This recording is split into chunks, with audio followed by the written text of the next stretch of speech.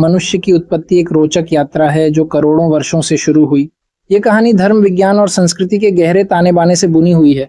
विद्वानों के अनुसार मनुष्य की उत्पत्ति एक जटिल प्रक्रिया है जिसमें कई प्रकार के विकास और बदलाव शामिल हैं। प्रागैतिहासिक काल में हमारे पूर्वज भिन्न भिन्न वातावरण में रहते थे और उनका विकास एक प्राकृतिक चयन की प्रक्रिया का परिणाम था। सर्वप्रथम जब हम लाखों वर्ष पीछे जाते हैं तो हमें हमारे सबसे निकटतम पूर्वजों का सामना होता है। ये पूर्वज मानव जैसे नहीं थे, बल्कि उनमें अनगिनत विशेषताएं थीं जो उन्हें एक नई दिशा में ले जा रही थीं।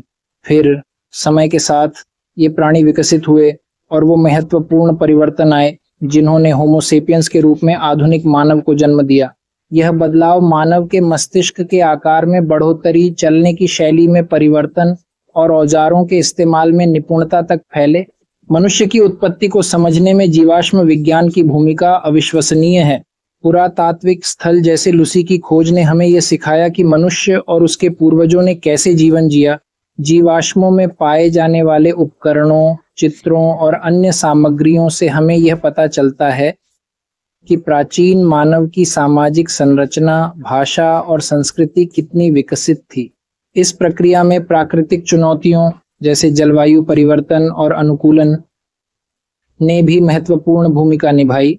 मनुष्य ने जंगली जानवरों को शिकारी और शिकारी के बीच संतुलन बनाने में महत्वपूर्ण तरीके से मदद की।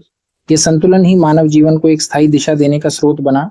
अंत में मानवता की उत्पत्ति की इस यात्रा में सांस्कृतिक विविधता और भिन्न अनुभव भी शामिल हैं। विभिन्न संस्कृतियों ने मानवीय विकास को आकार दिया है, जिससे मानवता की हर शैली में समृद्धि आई। आज हम जिस मानवता का सामना कर रहे हैं वह इसी जटिल प्रक्रिया का परिणाम है, जो न केवल हमारे जीव वैज्ञानिक विकास की कहानी है, बल्कि हमारी सामाजिक और सांस्कृतिक पहचान भी है।